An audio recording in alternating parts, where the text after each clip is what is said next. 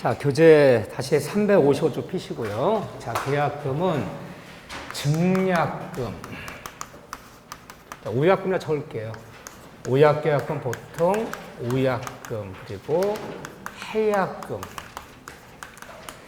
물론 증약금은 모든 계약금의 역할이에요. 모든 계약금은 증약금 역할은 모두 한다. 우약금은 특약이 있을 때만 이 역할을 하지. 특약이 없다면 우약금 역할을 할 수가 없다. 해약금은 특약이 없어도 아무런 특약이 없어도 우리 법조문에 계약금은 아무런 말이 없었더라도 계약금은 해약금으로 추정한다 그래요. 그러면 우리가 보통 중개 사무소를 통해서 분할 매매 계약 맺으면서 아파트를 6억에 사고 팔기로 하자 계약 맺으면서 계약금을 5천만 원 걸었어요. 5천만 원 걸면서 계약서 말미에 교부자가 위반하면 계약금은 몰수하고 매도인이 위반하면 받은 사람이 위반하면 100을 상환한다. 나는 우약금 특약을 넣었어요. 이 특약을 넣었어요. 이 특약이 있었다면 이런 특약을 넣었다면 그럼 이 계약금은 지금부터 몇 가지 역할을 하는 계약금이에요. 우약금 특약이 있었어. 분명히. 위반하면 몰수하고 위반하면 100 상환하기로 하자. 이 특약 넣었어요. 이 계약은 지금부터 몇 가지 역할을 하는 계약금이에요. 이 세 가지를 동시에 다 하는 거야. 그럼 그 특약이 있었다면. 당연히 증약금 역할을 하고요. 아무런 말이 없어도 해약금은 하는 거니까. 우약금 특약이 있었다면 이 계약금 이 세 가지를 지금부터 동시에 하는 계약금이 돼버려요. 근데 보통 매매가 쓸 때 우약금 특약 보통 넣나 안 넣나요?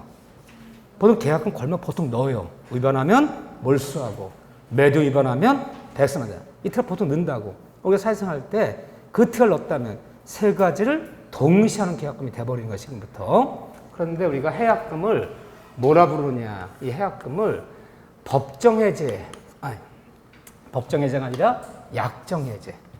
약정해제 이것이 일종이다 그런 거 일종. 왜 약정해제라는 것이 이렇게 있다 그러면 그의 대표적인 사례가 하나가 해약금 역할을 하는 계약금. 여기 일종이에요. 약정해제에 포함되는 개념이에요. 약정 일종이다. 그러면 아무런 특이 없더라도 계약금은 해약금이랑 당연히 하는 건데 시험 문제는 여기에 집중돼요. 오히려 여기에 집중돼요. 자, 해약금이란 말이 뭐냐? 자, 아무런 말 없더라도 계약금은 해약금 역할을 하는 건데 해약금은 계약 위반, 채무 불이행을 원인으로 한다, 원인으로 하지 않는다. 원인 삼는 게 아니에요. 뭐 계약 위반했다고 해서 채무 불이행했다고 해서 그걸 해제하는 건 법정 해제고 우리가 계약금 걸고 왔는데 하룻밤 자고 나서 마음이 변했어요. 누가? 매도인이. 그럼 매도인이 뭐 하면 돼? 100을 사면서 어제 맺은 계약 뭐 한다? 해제한다. 또 매수인이 마음 변하면요. 계약금 포기하면서 나 어제 맺은 계약 해제한다. 이 역할은 당연히 하는 거야. 당연히. 그걸 해약금 해제라고 그래. 해약금 해제. 해약금 해제라고 그래. 해약금 해제는 약정 해제 일종이에요. 이게. 약정 해제 포함된 개념이야. 계약금 포기하면 일방적으로 해제할 수 있다 없다? 있다. 이 계약금 포기하는 해제를 약정 해제라 부르는 거예요.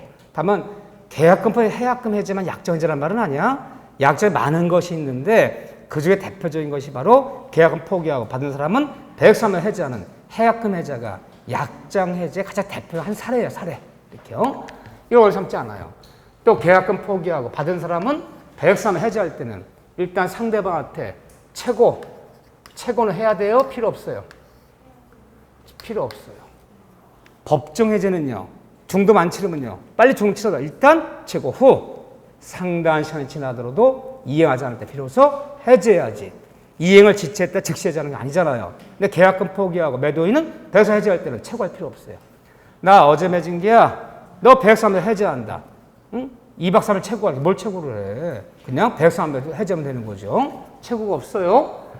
세 번째는 이 해약금 해제는 계약금 포기하는 해제는 무한정 인지하는 것이 아니라 쌍방 모두 뭐 전까지 이행에 착수하기 전까지만 이게 뭐예요? 가능한 거예요. 그렇죠? 그러니까 이미 이행에 착수해버리면 계약금 포기하는 해제는 있다 없다? 없다. 아주 쉽게 얘기하면 쌍방 모두 뭐 전까지? 아주 쉽게 얘기하면 중도금 지급하기 전까지만. 이미 중도금을 지급해버리면 중도금 취급한 매수인도 중도금 받은 매도인도 백산한다고 또 계약은 포기한다고 내 마음대로 일방적으로 해지할 수는 없다. 쌍방모두 이해 착수의 전까지만 가능한 거죠. 자, 그래서 쌍모두 이해 착수 전까지 가능한데 유명한 대형 판례가 두 개가 있잖아요. 첫째, 허가 지역에서 허가 신청해서 허가 난 것은 이행의 착수다, 착수가 아니다. 착수가 아니기 때문에 허가 난 그 다음 날도 계약금 외에는 한 푼도 이행된 게 없다면 허가는 그 다음 날 계약금만 포기하면 100만 상환하면 해지할 수 있다 없다? 있다. 또 하나 뭐 계약 맺었는데 이행 판결 났어. 이행 판결. 매수인은 매도인에게 계약대로 중도금을 지급하라. 얘가 중도금 지급 안 하는 거야. 근데 매도인 해지하기를 원치 않아. 응? 걔가 어떻게든 이행시키고 싶어. 매수인은 계약서대로 중도금을 지급하라는 판결을 구합니다. 중도 지급하라 판결 났어. 판결할 그 다음날 매수인 계약금만 포기하면 해지할 수 있다 없다? 있다. 이것들은 다 뭐다? 이행의 착수가 아니다. 응? 그렇죠. 이렇게 들어가고. 자, 네 번째. 해약금 해지할 때는 계약금 포기하고 매도인 100을 사는 해지할 때, 해약금 해지할 때는 일단 원상회복이라는 말이 있는 거예요? 없는 거예요? 없는 거예요. 왜 원상회복이 없습니까? 해약금 해제에는 원상이라는 말이 없다. 왜요? 쌍방모두 이행에 착수하기 전까지만 가능한 거잖아. 일부라도 이행된 것이 있다면 약정 해제는 없잖아, 완전. 응? 그렇다면 아무것도 이행된 게 없을 때만 이게 가능하기 때문에 원상이라는 말이 없는 거야. 그래서 제가 좀 X 붙인 거 최고할 필요가 없다. 원상회복이 없다. 또 계약금만 포기하고 100만 사나면 그만이지. 별도의 손해배상이라는 것이 있는 거예요? 없는 거예요? 없는 거예요. 왜요? 이걸 원삼지 않잖아. 뭘 잘못을 했어야지. 뭐 계약 위반했어야지. 뭐 손해배상 청구하지. 응? 계약금만 포기하면 100만 사나면 그만이지. 별도 손해배상이 없다. 그럼 내가 지금 별표 친 거 이 세 가지가 뭐랑 다른 점이에요? 법정해제. 법정의 다른 점. 법정해제는 계약을 맺었는데 계약을 위반해요. 채무 불이행. 계약 위반을 원인으로 일방적 계약을 파기하는 법정해제는 이 세 가지가 있죠. 세 가지 있는 게 원칙이고 계약금 포기하는 약정해제는 해약금 해제에는 이 세 가지가 없다. 이것이 얘랑 다른 점이에요. 다른 점.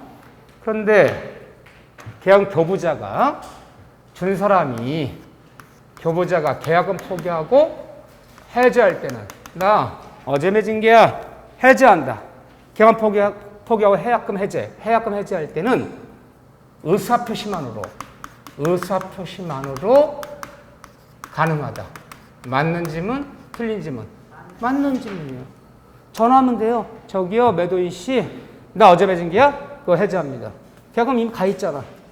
그럼 몰수하면 될 거 아니야. 그런데 계약금 수령자가 해약금 해제할 때는 수령자 해제할 때는 의사표시 플러스 반대 뭐가 이루어져야 돼? 배액상환. 이 배액의 제공이 있어야 돼요. 이 배액 제공 없이는 해제가 안 되는 거예요. 그런데 만일 배액에 부족한 금액을 입금시켰다면 그럼 5천을 받았다면 얼마 입금시켜야 돼요? 5천 받았다면 계약금 5천 치렀어요. 근데 매도인이 해제하려고 그래요. 그럼 얼마 입금시켜야 돼? 1억. 근데 8천만 원만 입금시켰어. 부족하면 해제되는 거 안 되는 거예요? 안 되는 거. 부족해도 안 돼요. 그런데 대원 판례가 수령자가 받은 사람이 계약금 배액상하면서 해제할 때는 받은 금액에 계약금 받은 금액에 배액 제공이냐 아니면 약정한 금액에 배액을 제공해야 되느냐. 자, 어느 쪽이에요? 자, 보세요. 계약금은 5억짜리 토지 매매계약 맺으면서 5천을 걸기로 하자. 라 썼어. 그런데 일단 당일날 받은 건 3천만 원이야. 나머지 2천만 원은 내일 입금시키기로 했어. 내일. 근데 하룻밤 자고 나자마자 매도인이 만변한 거야. 왜 만변했을까요? 딴 사람 6억 준대, 6억. 딴 중개사무실에서. 그러면 받은 금액에 100이면 6천만 돌려주면 되는 거고 약정 금액에 100이라 그러면 받은 건 3천이니까 5천 얹어서 8천을 줘야 되는 거고. 얼마를 돌려줘야지 해지할 수 있는 거예요? 받은 금액의 100 제공이 아니라 약정 금액 100을 제공해야지 해제가 되는 거예요. 그래서 받은 금액의 100 제공이 아니라 계약서에 기재한 약정의 100을 제공하여야 해제할 수 있다. 자, 100 제공하는데 매순이 수용을 안 해요. 100을 안 받아요. 안 받을 수도 있어 없어요? 왜 안 받는 거예요? 왜 안 받아요? 더 올라. 지금 더 올라. 내가 지금 5천 더 받는 게 문제가 아니야. 지금 더블 오르게 생겼어. 저 100 제공할 테니까 이틀 전에 맺은 게야. 100 제공하면서 해지할 테니까 통장 불러주세요. 통장 안 불러주네? 끝까지 안 불러줘. 수용 안 한다면 이 100을 매도 있는 법원에 공탁, 이 공탁까지 맡겨야 돼? 필요 없어요? 공탁은 필요 없다. 그럼 어떻게 하면 돼요? 안 봐도 통장 안 불러주는데 어떻게 100을 입금시킵니까? 100 제공이 있었다는 증거만 확보하면 되는 거야. 그럼 보내면 돼요. 뭐 내용 증명 같은 거 보내면 돼요. 100 제공할 테니까 통장 불러라. 안 불러주는데 어떻게 안 불러주는데? 계약서에 주소진이 있잖아. 에이 뭐 내용 증명 보내니 그냥 톡으로 보내지. 톡. 증거능력이 있어 없어요? 없어요. 왜요? 여러분이 톡 오는 거 다 읽는 거 아니잖아. 난 스팸은 다 걸러버려 그냥. 읽지도 않아 막. 나 안 읽었다 그러면 어떡하려고. 야, 읽은 증거 있잖아. 그 일자 없어지잖아. 그게 중요한 게 아니야. 여러분들이 우리가 보통 뭐 일반 우편도 증거 능력을 거의 인정하지 않는데 그건 뭐 톡 같은 거 인정하겠어요. 그래서 항상 어떤 문제가 생겼을 때는 서면으로 통지하는 습관을 가져야지. 뭐 문자 있는데 뭐 톡 했는데 그러면 배액정이 있었던 증거만 확보하면 돼요. 배액정할 때가 통장 불러라 이렇게 되는 거죠. 이렇게요. 자, 별거 아닌 거지만 이거 정확히 해주셔야지. 이렇게요. 이게 바로 해약금 해제를 부르는 거예요.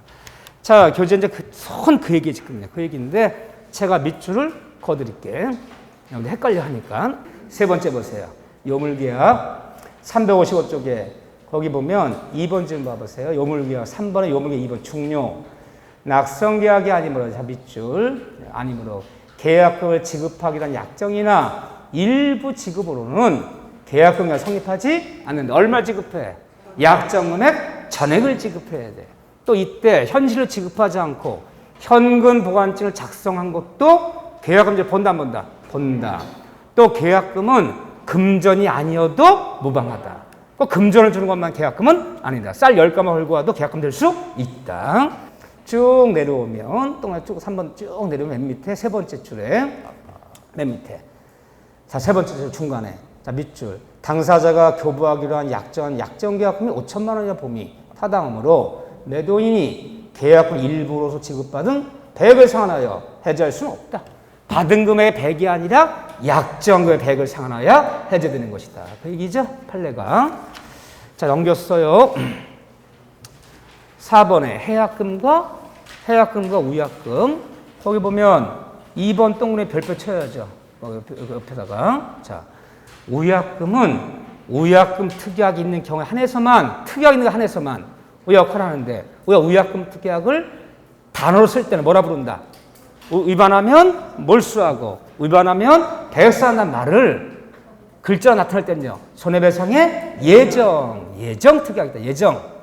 예정으로 특약이 있을 때만 된다. 그렇죠? 따라서 이런 특약이 있을 때만 되는 몰수하고 배역사하는 거지. 이런 특약이 없다면 보세요. 거기 니은번에 중요 보세요. 중요 니은번에 이런 우약금 특약이 없었다면 일방의 기책사 한 사람의 잘못으로 해제되더라도 상대방은 그 불이행으로 입은 실제 손해 입증해서 서로 받을 뿐이지 우약금 특약도 없는데 당연히 계약금이 상대가 기속되는 것은 아니다. 기억나시나요? 그러면 자, 말로 한번 해볼게요. 이런 특약이 있었어. 5억짜리 매매계약 맺으면서 5천 걸면서 계약서에 만일 교부자가 준 사람이 매수 위반하면 5천만 원은 몰수한다라는 특약만 있었지. 받은 사람이 위반하면 배액상한다는 말이 없었어. 그럼 우약금 특약을 맺을 때 매수인이 위반하면, 준 사람이 위반하면 몰수하기로 한다. 근데 받은 사람이 위반하면 배액상이라 하죠. 그 말을 안 집어넣었어요. 근데 갑자기 매도인이 안 판대. 안 팔아요. 안 팔 테니까 자, 어제 준 계약금 5천 돌려줄 테니까 그럼 계약 끝내재. 너 케어 위반이야. 그럼 배약상하네. 배약상한 요구할 수 있어 없어요? 아니 중도금 치는데 중도금 치러 갔는데 매도인이 안 받아. 왜 그러냐 했더니 땅값이 많이 올랐대 그 사이에. 그러니까 나 안 팔겠대 이 가격에는. 너 케어 위반이잖아 그러면. 그럼 배약상하네. 응? 내가 5천 원 걸고 왔잖아. 응? 한 달 전에. 배약상한 해달라. 배약상한 요구할 수 있어 없어요? 자 말로 한번 해볼게요. 일방에 한쪽 사람의 우약금 특약이 위반하면 몰수한단 말만 썼지. 받은 사람 위반하면 배약상한단 말 안 썼잖아요. 일방의 우약금 특약이 타방한테 적용되는 거 아니라는 거예요. 따라서 몰수한단 말만 있으면 배약상한 요구할 수 없어요. 그러면 우리 중개사 입장에서 볼 때는 쓰려면 양쪽 다 써주고 말려면 말해야지. 위반하면 몰수한단 말을 썼지. 받은 사람 위반하면 배약상한단 말이 없다면 배약상한 요구할 수 있는 거 아니다. 그 말을 표현하면 한쪽 사람의 우약금 특약이 당연히 상대방한테 적용되는 거 아니라는 거야. 배약상한단 말도 집어넣어야 되는 거야. 그래서 배약상한 요구할 수 있는 거지 몰수한단 말만 갖고 배약상한 요구할 수는 없다는 거야. 판례가. 우리 상식과 많이 틀려요. 근데 헷갈린단 말이에요. 자, 그런 다음에 해약금 해제 2번 별표 3개 쳐야죠. 해약금 해제에서는 뭐 읽을 것도 없어. 이걸 다 읽으셔야 돼. 한 개도 안 빼놓고. 다 설명드린 거예요. 다 설명드린 거예요. 여기는. 요까지 다 보세요. 그런데 여기가 나와요. 그런데 이제 보면요. 357쪽에 4번 봐보세요. 4번. 맨 밑에 있어요. 4번. 빈출. 계약금 해제 효과. 법정 해제 차이점. 계약금 포기하는 해제를 우리가 해약금 해제라 불러요. 약정 해제라 불러요. 자, 해약금 해제의 경우, 계약금 포기 해제의 경우에는 뭐가 없다? 원상 회복이 없다. 계약금 포기하는 해약금 해제에는 뭐가 없다? 이번에 손해배상이 없다. 또 하나 더 적자면 뭐가 없다? 최고할 필요 없다. 이 세 가지가 없다. 이 세 가지가 뭐랑 다른 점이다? 법정 해제와 다른 점이다. 그 다음에 5번 얘기 잘 봐보세요. 5번 관련 문제 1번 밑줄 빈출. 그래서 아무런 말이 없더라도 계약금만 걸고 왔다면 아무런 특이 없더라도 매수인은 중도금 시전까지 계약금만 포기하면 매도인은 배액만 상환하면 일방적으로 계약을 뭐 할 수 있다? 해제, 파기할 수 있다. 이건 특이가 없어도 인정되는 거야. 해약금은요. 특이하게 없었더라도. 그런데 1번 봐보세요. 자, 밑줄. 이 계약금 포기에 의한 해제권을 배제하기란 약정은 유효하다. 이게 무슨 말이냐? 제565조는 임의규정이므로 이를 배제하는 약정은 유효하며 이런 약정이 있었다면 565조에 해제권을 행사할 수는 없다. 이게 무슨 소리요? 그러면 아무런 특약이 없더라도 매수인은 준 사람 계약금만 포기하면 받은 사람은 배액만 상환하면 계약을 일방에 해제할 수 있어 없어요? 있어. 특약이 없어. 당연히 이걸 하는 거니까. 그렇죠? 그런데 계약금 1억 원을 지급하면서 특약상 매도인은 배액을 상환하더라도 해제할 수 없기로 한다. 이런 특약을 넣어버렸어. 그러면 매도인이 배액 상환하도 해제할 수 있어 없어요? 없어요. 아무런 말이 없으면 당연히 배액만 상환하면 해제할 수 있어. 근데 굳이 특약으로 배액을 상환해도 해제할 수 없기로 한다는 특약이 있다면 이때는 배액 상환도 해제할 수 있다 없다? 없다. 특약 우선하는 거예요. 그러면 이런 특약이 있을 수 있을까요? 좀 이상하지 않나? 안 이상해요. 이게 법인 같은 사람들이 뭐 아파트 갖다 지으려고 땅을 매집을 해. 소문나면 땅들 잘 안 팔고 비싸게 달라 그럴 거 아니에요. 그러니까 먼저 계약금 달라 그러지. 계약서 쓰면요. 계약금 주면서 반대 그 말을 집어넣어요. 계약금 주겠다. 딴 땅 사야 돼. 막 지금 사들이는 거야 막. 1억 주면서 배액상환해도 해제할 수 없기로 한다. 이 말 집어넣는다고요. 그럼 소문 나더라도 이제 배액상환 해제 못하지. 보통 법인들이 땅을 매집할 때는 계약금 준다고 일단 주면서 배액상환해도 해제할 수 없다는 특약이 있다면 해제할 수 없어요. 아무런 말이 없으면 당연히 해제할 수 있는 거죠. 배액상환하면. 이해되시죠? 특약으로 배제할 수 있다 없다? 있다. 임의정이니까. 그 2번 질문 봐보세요. 주의. 계약금 수수는 일방의 채무 불행을 위한 법정 해제권 행사에 영향을 미치지는 않는다. 무슨 소리냐? 그럼 우리가 계약금을 수수한 경우에는 아무런 말이 없더라도 약정 해제권이 보류된 것으로, 이게 지금 보류된 것으로 추정하는 거야. 그렇기 때문에 계약금만 포기하면 배액만 상환하면 해제할 수 있어 없어요? 있어요. 이 약정 해제, 해약금 해제가. 그런데 계약금 수수에서 약정 해제가 보류되고 해서 플러스 또다시 법정 해제란 말이 있다는 거예요? 없다는 거예요? 있다는 거야. 약정 해제가 있어. 계약금을 수수한 경우에는 아무런 말이 없더라도 약정 해제를 벌어들인 걸 추정. 약정 해제권이 있는 거야. 계약금만 포기하면 100만 선하면 해제할 수 있어. 이것이 있다고 해서 법정 해제가 없단 말은 아니야. 그러면 계약금을 수수한 경우에는 약정 해제, 법정 해제 두 가지가 병존하는 거야. 이것이 있다고 해서 법정 해제가 없다는 얘기가 아니다. 그러면 계약금을 포기하고 배액사는 해약금 해제. 해약금 해제는 언제까지만 가능한 거야? 중도금 치르 전까지만. 그러니까 중도금 치렀어. 중도금 치르 전까지 계약금 포기하고 배액사를 해제 안 했어. 중도금 지급됐어. 그러니까 이전은 이거 못하는 거야, 이거는. 해약금 해제는 못하는 거야, 이전형. 근데 왜 문제가 되는 거예요? 중도금까지 잘 치러놨어. 잔금을 안 줘, 잔금을. 매도인 몇 번 치고 빨리 잔금 지급해달라. 끝까지 잔금 지급을 못하는 중도금만 치러놓고 나서는 매도 입에서 해제한다. 무슨 해제? 법정 해제. 그럼 계약 위반이잖아. 약정 해제가 있다, 법정 해제 없다는 얘기는 아니잖아. 중도금 치르 전까지 해제하지 않았어. 계약은 포기하고. 그렇지만 잔금 안 치르면 매도인 해제해야지. 그래서 약정 해제가 있다 해서 법정 해제가 없다는 얘기는 아니야. 이 두 가지가 다 병존하는 거야. 이해되시죠? 이렇게요. 오케이. 그 말표를 이렇게 하는 거야, 이렇게. 약정 해제가 성립했다고 해서 법정 해제가 배제되는 것은 아니다. 두 가지가 동시에 있는 것이다. 잔금 안 치르면 해제해야지. 뭐 그런 얘기고. 넘기시면 매매 효력 파트예요. 매매 효력. 별것도 아니야. 매매가 이루어지면, 매매 계약이 이루어지면 일단 매매 계약은 첫째 유상계약이며, 매매는 유상계약이며, 매매계약은 이거 계약이라고 생각해. 매매계약은 유상이며 쌍무계약이며, 매매계약은 낙성계약이며, 매매는 뭐다? 분려식 계약이다. 그런데 우리 시험번에 들어가 있는 매매, 교환, 임대차 이 세 가지는 다 똑같아요. 그렇죠? 우리는 유상, 쌍무, 낙성, 분려식만 시험범위에 있어. 그러니까 객관식문제 풀 때 뭐 무상이 어떠고 무상이 어떠고 뭐 편무가 어쩌고 요물이 어쩌고 요식이 어쩌고 일단 틀리는 거지. 시험범위 없어요. 없는 걸 왜 물어? 우리는 유상, 쌍무, 낙성, 분려식이야. 다 설득다 시험범위는. 그런데 매매계약은 유상계약이며 쌍무며 낙성이며 분려식계약이다. 이 네 단어를 듣는 순간 머릿속에서 많은 생각이 떠오르나요? 안 떠오르나요? 오늘도 또 아무 생각이 없어요. 응? 이 말 듣는 순간 유상이구나. 유상이니까 반 유상에는 꼭 담보책임 문제가 벌어지겠구나. 무상에는 담보책임 없죠. 유상은 담보책임을 진다. 담보책임. 쌍무구나. 쌍무면 편무면 특징이 나타나잖아요. 동시행의 항변권. 같이 이행하자. 우연부담. 두 사람 잘못 없이 매매 목적을 멸실해버리면 보다 우연부담 누가 질 것이냐. 쌍무니까 우연부담 문제 벌어지겠구나. 다 벌어지는 거죠. 여기 그렇죠? 낙성이니까 쌍방 간의 합의가 이루어진 날의 계약이 성립하는 거구나.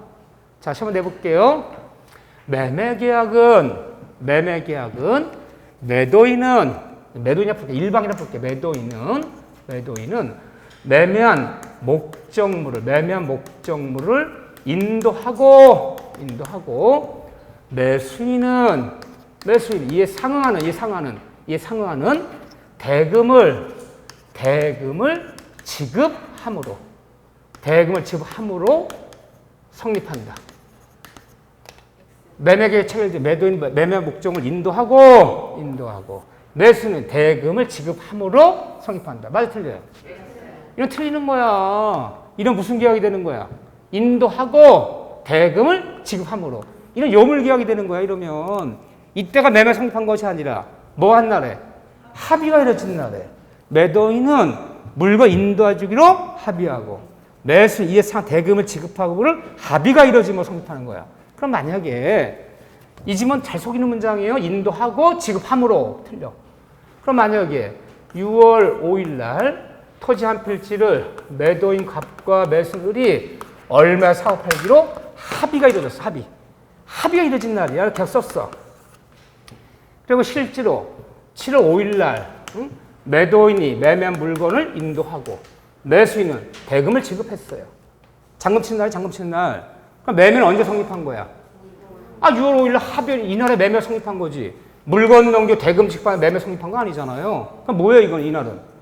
매매가 이루어진 거에 따른 각자들의 의무를 이행한 것이지. 잔금 치는 날 매매가 이루어진 거 아니잖아요. 합의가 이루어진 날, 계약 쓴 날에 매매가 성립한 거잖아요. 그래서 여러분들이 합의가 이루어짐으로 이 말에 들어가야지. 지급함으로 그럼 요문이 돼버리는 거야.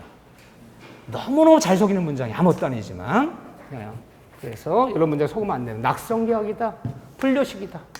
계약서는 서면 필요 없다. 구두로도 가능하다. 이런 거죠. 자, 그 중에서 이번에 과실 수취권 별표 하나만 치세요.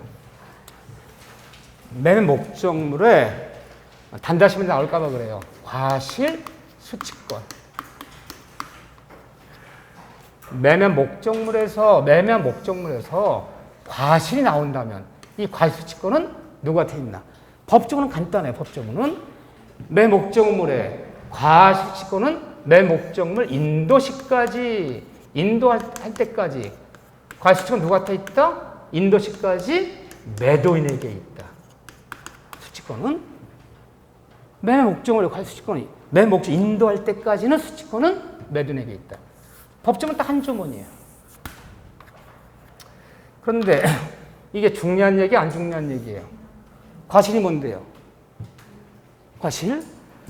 매매한 물건부터 나오는 경제 이득이야. 자, 요게 3층짜리 상가 건물이에요. 3층 상가 건물이에요. 월세가 총 1,000만 원이 들어 한 달에. 근데 이 상가 건물을 매도인과 매수인 15억에 사고 팔기로 걔가 썼어. 걔가 쓰고 언제가 잔금치를 인도한 날이냐? 6월 15일이야. 그러니까 6월 15일 날 매매 잔금 치르고 매수인 인도 받았어. 잔금 친다 인도하는 날이잖아. 등재편에서 교부받고요. 근데 문제가 뭐 때문에 쌈이 났어요?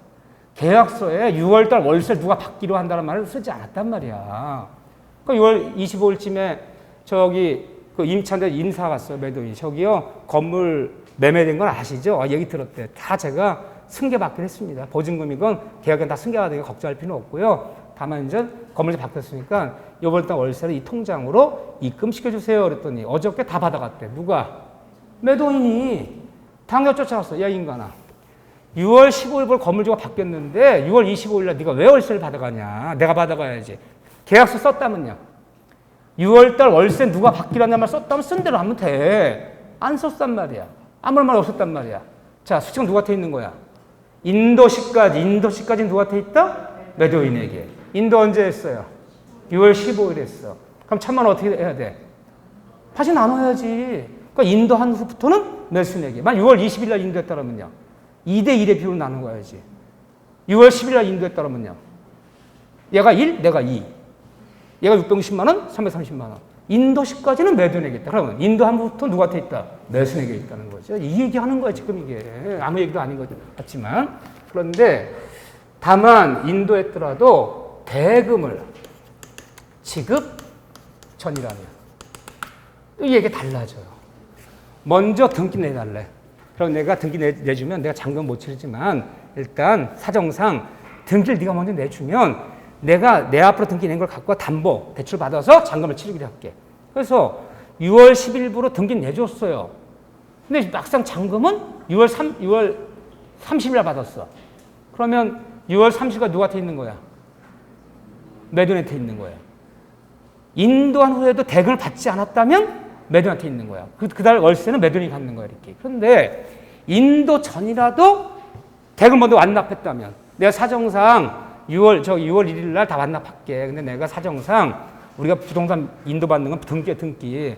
내가 사정상 등기는 6월 30일 내려고 그래요. 여러 가지 이유가 있어. 대금은 6월 1일 치렀어. 등기는 6월 30일 막상 내지만 잔금을 모두 치렀다면 6월 1일부터 누구한테 있는 거야? 매수한테 있는 거야. 그러니까 인도시까지 매도인에게 있지만 좀 더 정확한 문장은 대금 지급 전이냐 대금 지급 후냐 이거 갖고 나누는 거예요. 이거 갖고. 네. 그 정도 얘기 봐주시면 돼.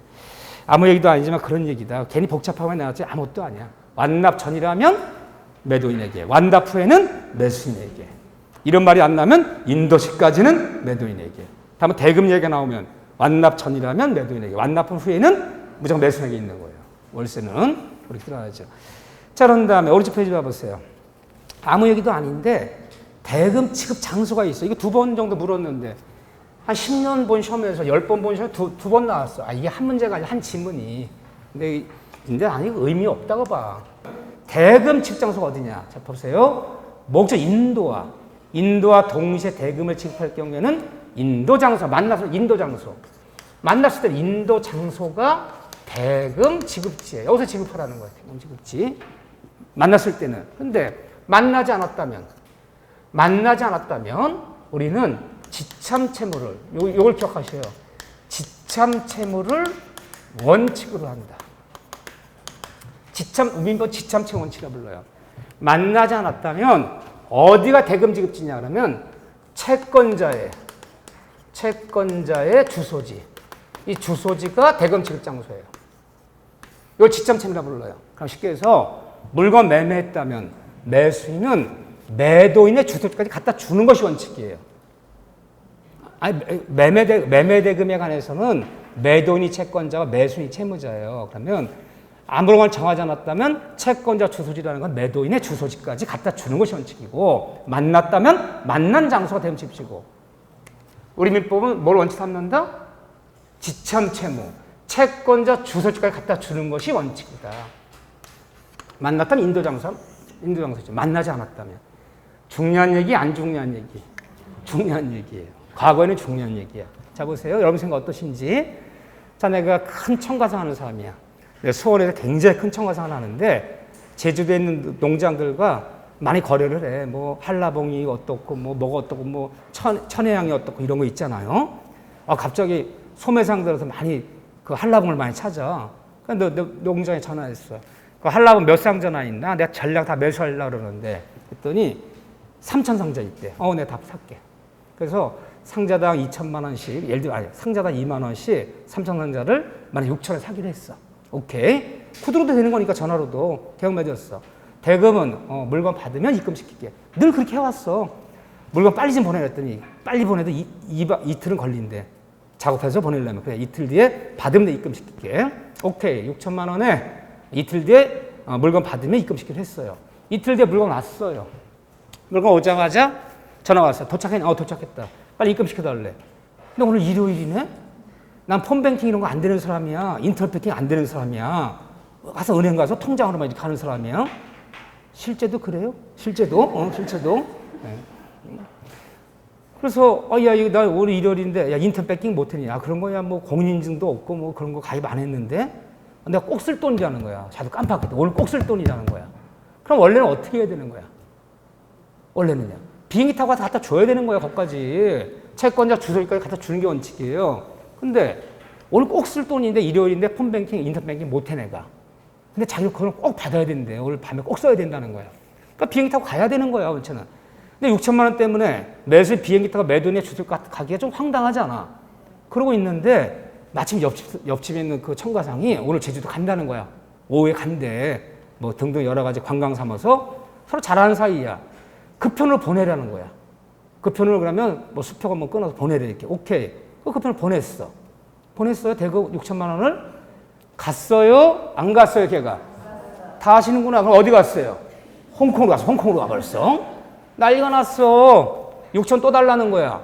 내가 왜 주니? 네가 분명히 그 편 보내라 하지 않았느냐. 내가 언제 보내라는지 네가 보낸다 그래서 그럼 보내라 그랬지. 달라는 거야.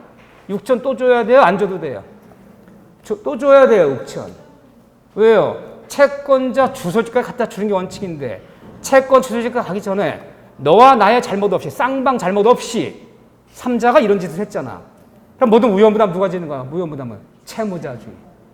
손실은 다 매수인 져야지. 일단 치르고 나서 그놈 잡아서 배를 째든 등을 따든 콩밥 먹이든 그건 매수인 내가 알아서 해야 되고. 이게 바로 위험부담 얘기하는 거야. 채권자 주소지 갖다 둘 때까지는 모두 위험부담은 매수인이 부담할 수밖에 없는 거야. 여기까지. 이게 그 뜻이야, 이게. 지참채무, 채권자 주소지가 대금지 장소다. 여기까지 모든 위험부담은 매수인이 부담할 수밖에 없어요. 이 얘기하는 거예요. 요즘은 뭐 이렇게 만나서 뭐 이렇게 입금시키고 그러지 않으니까. 근데 어쨌든. 그래서 묻는 거야. 이 인도 장소가 중요한 게 아니라 채권자 주소지. 지참 채무를 원칙 삼는다. 모든 위험 부담은 매수인이 져라. 거기 도착할 때까지. 만났을 땐 인도 장수고요. 자, 대금의 이자 봐서 이자. 매매 대금의 이자 어떻게 발생하나 보세요. 이자, 동그라미 별표. 매수인은 목적물을 인도받은 날로부터 대금의 이자를 지급해줘야 돼. 매수인의, 잘 봐보세요. 매수인의 매매 대금에 대한 이자는 법적인 얘기를 하는 거예요. 이제 언제부터 발생하는 거냐? 이자가 언제 발생하는 거냐? 그러면 언제 발생한다? 목적물 인도일로부터. 목적물 인도일로부터 법정 이자가 발생하는 거야. 늦게 주면. 근데 중요한 얘기 뭐냐? 매수인의 매매 대금의 이자는 목적물 인도받은 날로부터 이자가 발생하여. 이게 들어가야지. 이거 어떻게 속이느냐? 매수인의 매매 대금의 이자는 대금 지급길이 경과한 날로부터 매매 대금의 이자가 가산돼요. 틀려요. 대금 지급길이 지났다 이자가 붙는 게 아니에요. 대금 지급길이 아니라 목적물 인도일로부터 이자가 붙는 거예요. 이해 안 되죠? 이게 속이는 문장이야. 매매대금 이자는 대금 지급길이 경과했다면, 주기란 날짜가 지났다면 법정 이자가 가산되어. 틀렸어. 대금 지급길로부터 이자가 붙는 것이 아니라 목적물 인도로부터 이자가 붙는 거야. 응? 참 이런 걸 설명해야 되니 우리 그 사회생활 다 아는 사람들이 응? 매매대금의 이자를 얘기하는 거예요. 여러분 생각 어떠신지 보세요. 이게 맞는 질문이냐? 이게 틀리는 거예요. 젖소 10마리를 옆에 목장에 서로 사고 팔기로 했어. 김 목장과 홍 목장이야. 자, 그래서 계약 쓰자. 한 마리당 500만 원씩 젖소 10마리를 5천만 사고 팔기로 하자. 계약서 어떻게 썼냐? 계약서에는 7월 3일 5천 지급하고 젖소 10마리 인도해 주기로 했어. 계약 날짜가 7월 3일 날 대금 지급하기로 하자. 자, 그래서 이제 매수인이에요. 매도인이 젖소 주인이고 매도인이고. 7월 3일 날 아침이 됐는데 매수인 쪽 연락이 왔어요. 아유, 매도인 씨 본의 아니게 참 죄송하대. 아니, 오늘 7월 3일 대금 지급일인데 계약서 여기 썼어. 7월 3일 날 5천 지급하고 젖소 인도해 주기로 하자. 7월 3일 전화 왔어, 매수인이. 오늘 대금 지급하는 날인데 갑자기 어젯밤에 상이 나는 바람에 집안에 할아버지가 돌아가셔서 할아버지가 제주도 산대. 여기는 평택인데 그럼 제주도 와 있습니다. 상을 치러야 되잖아. 그럼 오늘 대금 지급인데 대금 지급 못하게 됐습니다. 응? 왜 못해? 온라인 통장 입고 싶으면 되지. 젖소 인도 받아야 될 거 아니야. 뭐 상이 났다는데 어떻게 해? 언제나 그러면 아니 그래도 3일은 3, 4일에 내가 대금 지급하겠습니다. 근데 결국은 일주일 만에 왔어. 일주일 만에 5천만 원을 지급하면서 젖소를 인도 받네. 잠깐 매도인이 계약서 펴봐라. 원래 대금 지급이 7월 3일 아니었냐. 7월 3일인데 매수는 당신 측의 사정으로 좀 일주일이 7월 10일이야 지금. 밀리지 않았느냐. 그 일주일치, 7일치 법적 이자는 줘야 되는 거 아니냐. 줘요? 안 줘요? 왜 안 줘요? 목적 인도 안 받았잖아. 그럼 만약에 7일치 이자를 줘버리면 7월 3일부터 다 계산하자는 거잖아. 그럼 7월 3일부터 그 젖소에서 매매 목적 나온 과실은, 우유는 넘겨줘야지 나한테. 넘겨줘야 될 거 아니야. 그 이자와 항상 과실이 상계 처리되는 거야. 이해되죠? 그래서 만약에 이자를 받고 싶으면 일주지 우유장을 줘야 되는 거야. 그래서 모든 것은 목적. 근데 만약에 인도는 미리 받았어. 6월 20일 날 받았어. 6월 20일 받았단 말이야. 근데 만약에 7월 3일 치는데 안 치렀으면요. 6월 20일부터 이자가 붙는 거야, 그거는. 목적 인도 받았잖아. 우유는 내가 짜고 있잖아, 지금.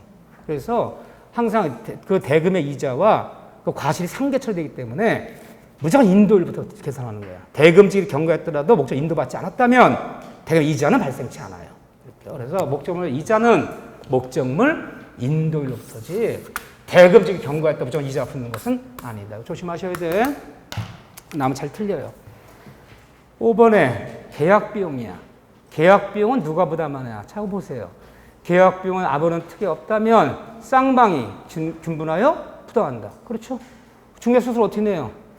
계약비용은 반반씩 특이 없다면. 특이하겠다고 가는 거고요. 다만 등기비용은 반반씩 있는데 반반씩 안 돼. 밑에. 그러나 소유가 이전 등기비용은 이건 누가 부담한다? 매수 부담. 이건 반반씩 내는 게 아니잖아요. 그럼 뭐가 틀린 거야?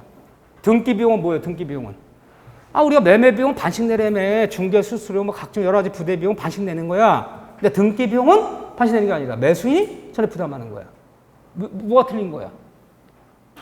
등기 비용은 계약 비용이 아니라 이행 비용이라 부르는 거야. 이행 비용. 이행 비용은 이행을 원하는 사람이 내는 거야. 이행을 원하는 사람이. 등기 비용은 이행 비용이라 불러. 이행 비용은 이행을 원하는 사람이 내는 거지 반씩 내는 게 아니야.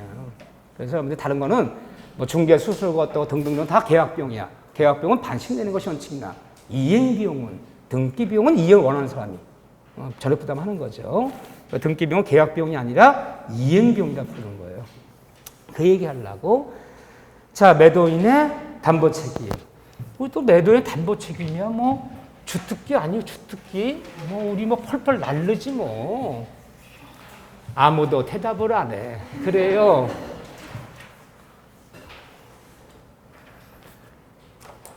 자, 매도인 담보 책임이 양도 많고 참 어려운데, 자, 매도인의 담보 책임은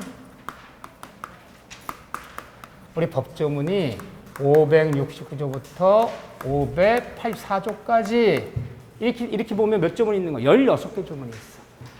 16개 법조문이 매도인의 담보 책임에 관한 법조문이야.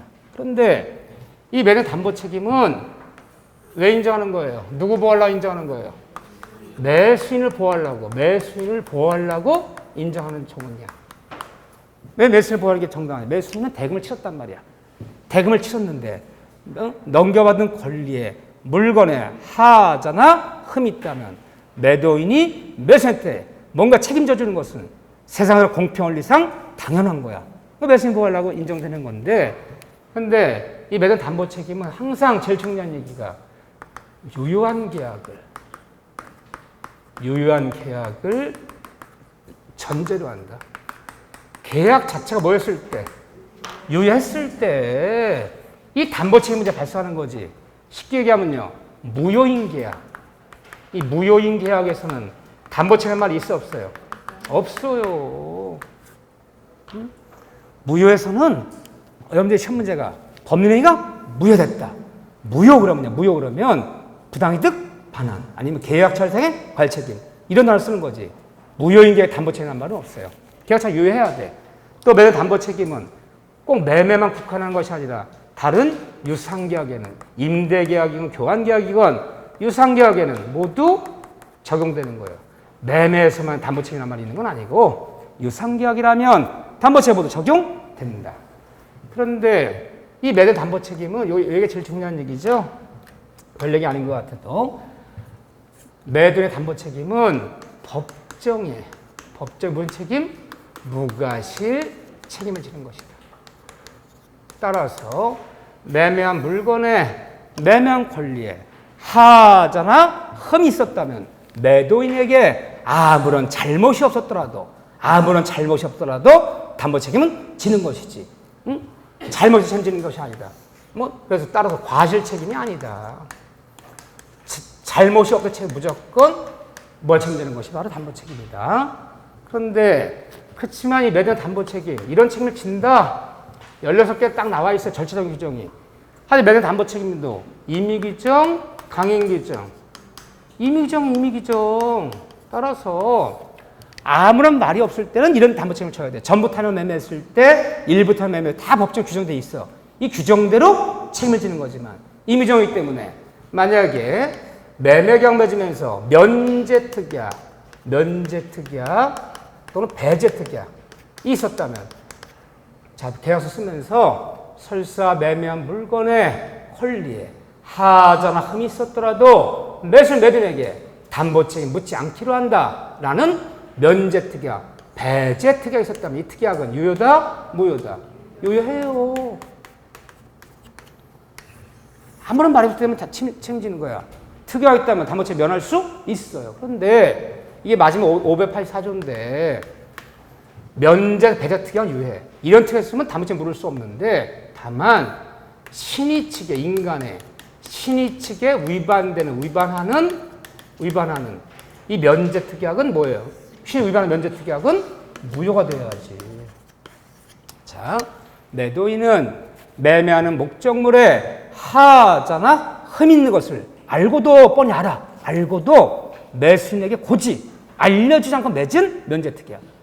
지금 이 기계가 고장난 기계인 줄 알아? 중고기계지만 이게 고장난 기계야. 기계를 매매하면서 어떤 경우에도 매도인에게 담보채무 묻지 않기로 하자. 뻔히 매도인은 매매한 목적물에 하자 흠이 있는 거 알면서 매수인한테 고지 알려주지 않고 맺은 면제특약은 인간의 신이치에 반하기 때문에 그건 뭐다? 무효이다. 그런 특약만 아니라면, 이런 특약만 아니라면 유효하다. 이렇게 하는 거죠, 이렇게요. 자, 그래서 담보책임에서 이제 넘기시면 도표예요. 이 도표를 정리해놨죠? 자, 여기를 저랑 이제 같이 봐야겠죠. 자, 일단 담보책임에서 그 교재를 보면 여기 담보책임이 참 이 절차법에 의해 이 절차적 규정이기 때문에 좀 암기를 해주셔야 돼요.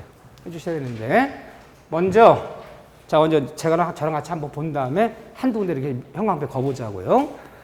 매매한 권리에 하자가 있을 때 매수는 매도인에게 너 담보책임지라 물을 수 있다 없다? 있다. 매매한 권리 하자는 우리 민법에 몇 가지 나눠진다? 5가지가 규정돼서 5가지가. 쓰지 마세요. 쓸 수도 없어. 볼펜 들 수도 없어. 여기는. 자, 매매한 권리가 전부 타인의 권리를 매매했을 때 담보책임 기억나시나요?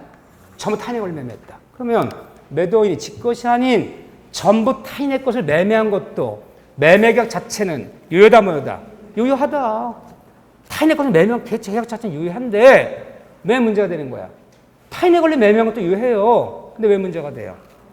매도인이 약속한 날짜까지 남의 것을 취득해서 넘겨주면 문제가 안 되는데 취득 못해서 못 넘겼어. 그럼 계약은 유효한데 이해를 못하고 있는 거잖아. 그게 문제되는 거지. 취득해서 넘겨주면 문제 안 되는 거야. 응? 취득 못해서 못 넘겼다. 못 넘겼을 때 이때 권리하자에서 매수인들은 이 담보채무 물을 때는 매수인들은 선의만 갖추면 돼요. 권리하자를 물을 때는 즉 무과실은 요건이 아니다. 요건이 아니야. 난 몰랐다. 선의만 갖추면 권리하자는 담보채무 물을 수 있어요. 너 담보채무 줘라. 내가 물을 수 있어. 무과실 요건이 아니에요. 근데 이때 전부 타인 매매했을 때 매수인이 몰랐던 선이었던 이미 알았어. 이게 네 거 아니잖아. 네 친구 거잖아. 네 형 거잖아. 이미 알고 있었어. 선이었던 알았던 악이었던 불문하고 전부 타인의 권리를 매매했는데 매도인이 취득 못해서 못 넘길 때는 몰랐던 선이건 알았던 악이건 둘 다 뭐는 가능하다. 둘 다 계약의 해제권은 해제한다. 둘 다 가능해요. 선의 악이 모두 가능해요. 해제는 선의 악이 모두 가능하다. 악이 또 뭐 할 수 있다. 해제할 수 있다. 선의 악이 모두 해제는 둘 다 가능해요. 이거 하나 말면 돼요. 응? 전부 타인 매매했을 때는 선이건 악이건 불문하고 둘 다 해제는 언제든지 가능해요. 언제든지 해제는 악이도 언제든지 해제할 수 있어. 못 넘기니까. 그런데 전부 타인 매매했을 때 언제까지 물으라는 제척 기간. 물으라는 기간의 제한이 있다 없다? 없다. 뭐 1년 내에 물어라. 뭐 이런 제한이 없어. 전부 타인 매매했을 때는 언제까지 물으라는 기간의 제한이 없다. 그럼 일단 몇 가지만 기억하면 돼요? 두 가지만 기억하면 돼. 2가지 일단. 자, 이번에는 일부 타인의 권리를 매매했다. 자, 예를 들면 중고기계가 10대가 있어. 지금 공장에. 10대를 한 대당 1,000만 원씩 1억에 사업하기로 계약서를 썼는데 약속 날짜에 8대 넘기는데 2대를 못 넘겨. 2대는 왜 못 넘기니? 지게 아니래. 지 동업자 거래. 아니, 그럼 왜 매매계약 맺으니 했더니 당연히 내가 팔면 동업자가 같이 팔 줄 알고 썼는데 걔는 안 판다네? 그럼 자기 거에 해당되는 부분은 넘기는데 남의 거에 해당되는 2개를 못 넘기는 거야. 이 일부 타령을 매매한 거야. 일부 타령 매매했을 때 처음부터 몰랐던 선이건 알았던 악이건 둘 다 선이야 불문하고 악이도 뭐는 가능해요? 대금 감액. 그 2대 값은 깎아줘야 되는 거 아니냐. 대금 감액 청구권. 그러니까 2천만 원을 깎아달라. 이건 선의 악이 둘 다 가능해요. 악이도 뭐 할 수 있다. 대금 감액은 있다. 이게 특징이죠. 일부 타령 매매했을 때 못 넘긴 만큼 2대 값은 깎아달라. 선이었던 악이었던 둘 다 악이도 대응하면 가능하다. 그런데 문제는 선의는 언제까지 물어라. 선의는 항상 권리하자는 선의는 안날로부터 1년. 일부 탈을 매매했을 때 알았던 악이 매수인도 대응 감액은 요구할 수 있는데 얘는 웃긴 묻는데 얘만은 악의는 안날이 아니라 계약일로부터 1년 내 물어라. 이게 특이해요. 나중에 보면요. 권리하자는 잘 모르면 안날로부터 1년. 이따 보면 물건의 하자는 안날로부터 6개월이야.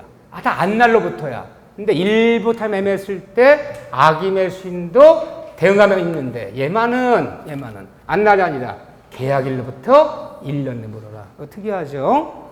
그 다음에 매 목적물에 수량이 부족해. 수량 부족. 매 목적 수량이 부족하다. 또는 일부가 멸실됐다. 계약 체결 당시를 항상 여러분들이 뭐 전부 탄에 걸리니 일부 탄에 매매니 수량 부족이니 뭐니 다 어디 기준이야? 계약 당시 기준이야.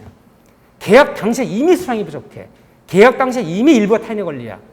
항상 민법은요. 법률행위 당시, 계약 당시. 항상 기준이 여기지. 그 이행기를 기사하는 게 없어요. 열 것도 없어. 103조를 묻건 폭리를 묻건 뭘 묻건 계약 당시, 범행 당시, 그 당시. 항상 기준 그 당시야. 항상 그 당시. 이미 수량이 부족해. 그러면 이게 사례 나오면 뭐 나옵니까?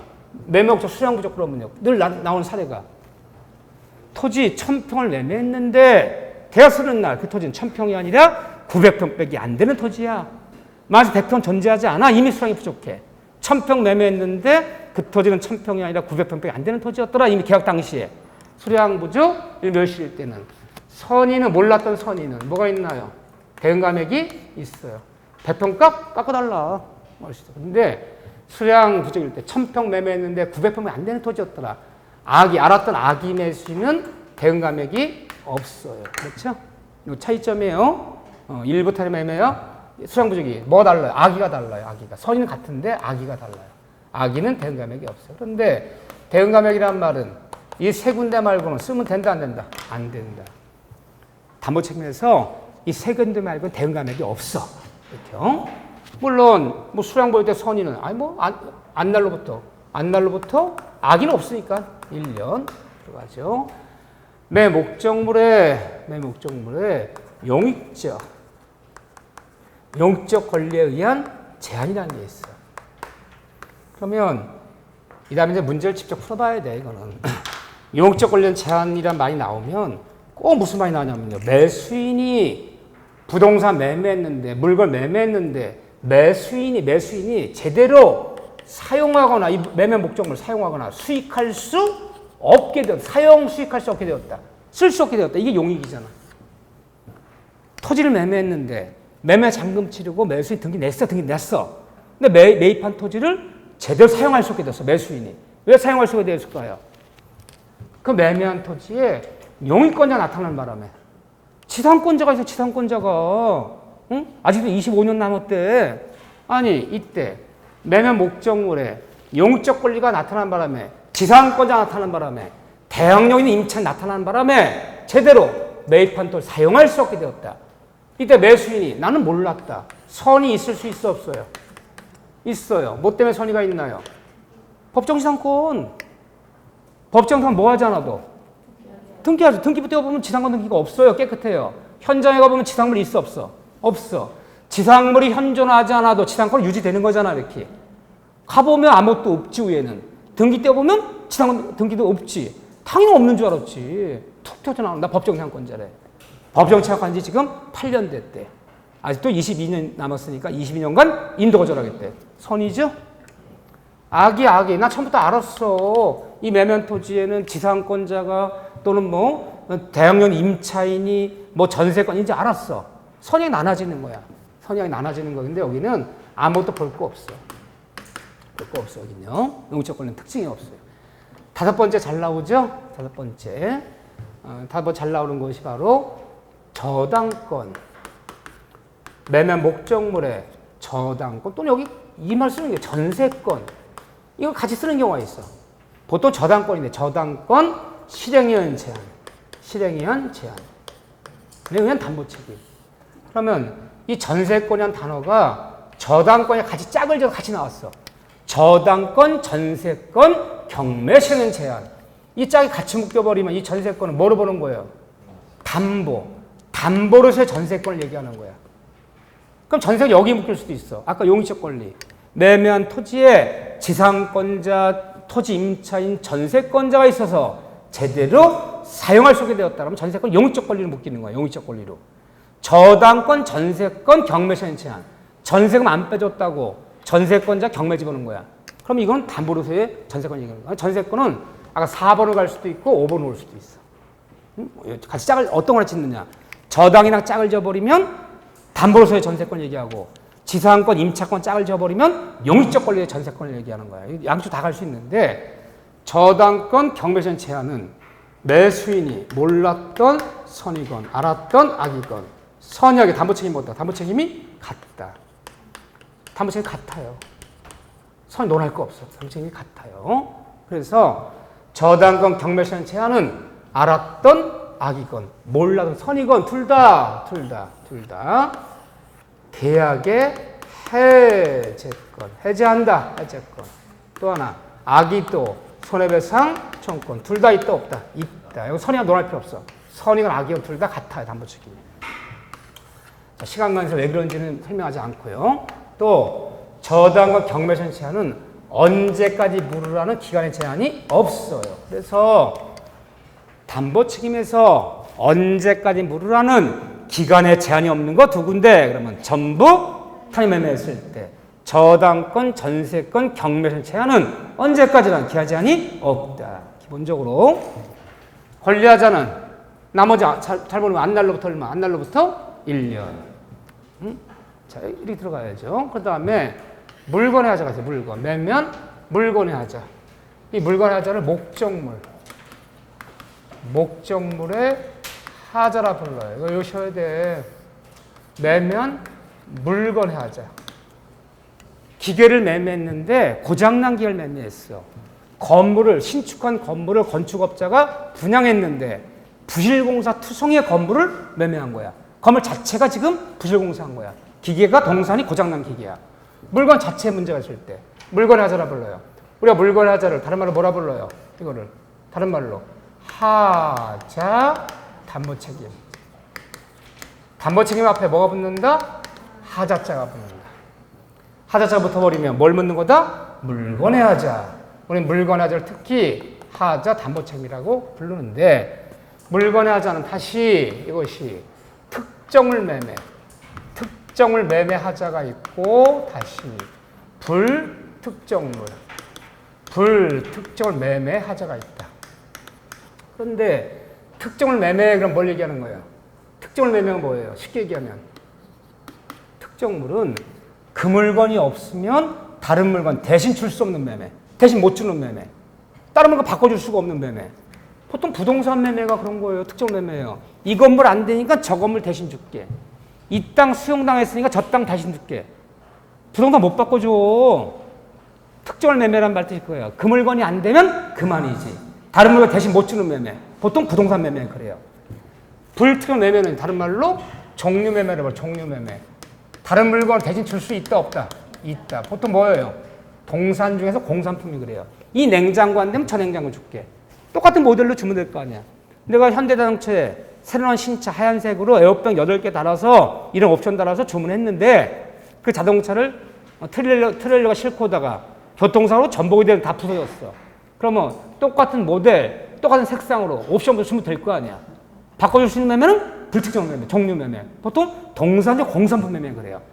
그렇죠? 나눠지는데 물건의 하자를 물을 때는 매수인들은 뭘 갖춰야 돼? 매수인들은 선의뿐 아니라 플러스 뭘 갖춰야 된다? 무과시. 이 두 가지를 못 갖추면 담보채권 못 물어요. 따라서 물건의 하자는 악의 매수인한테는 아무것도 없어요. 일단 매수인 물건의 하자를 물을 때는 선의 플러스 뭘 갖춰야 돼. 그런데 특정물이건 불특정물이건 물건의 하자는 안날로부터 몇 개월? 6개월 지나면 못 물어요. 6개월. 그런데 여기 특이한 게 하나 있죠. 종료 매매에서 불특정 매매에서 선의 그리고 무과실인 매수인은 완전물 그 붙여온 거 물건 바꿔달라. 이거 가지고 딴 물건 바꿔달라. 아 쌀을 사왔는데 쌀벌레 났어. 곰팡이 난 쌀이야. 쌀까지 전화해서 이 쌀 가져가고 딴 쌀 바꿔달라. 완전물 그 붙여온권이 한 말이 나와요 안 나와요? 나와요. 물건 바꿔달라. 근데 완전물 그 붙여온권이 한 말은 어디에만 나오는 거예요? 오로 여기에만 나오는 거야. 여기 말고는 절대 쓰면 안 되는 용어야. 그렇죠? 얘가 오로지 여기에만 나오는 거다. 자, 그래서 이거 말고도 좀 여러 가지가 많아요. 뭐 손해배상 이행이나 실례기라부터 시작해서 여러 가지 복잡 많지만 기본은 껴야 돼. 근데 요즘 문제들이 거의 이 기본적인 걸 물어요. 도표는. 이거 말고 판례를 물으면 어려울 수 있어. 좀 이건 이 정도 끼고 있어야 돼요. 몇 번이면 반복해서. 제가 도표 나눠줬어요. 그 전에 나눠줬어요. 거기다 체크해놨을 거 이렇게. 자, 여기를 다시 한번 이 교재를 보면 여기 이제 정리해놨잖아요. 이 교재를 보면서 다시 한번 밑줄 그어가면서 정리하고 임대차로 갈 거예요. 이따 정리할 거 다시 한 10분 이상 걸쳐서 정리할 거예요. 자, 10분 쉬어서 다시 하죠.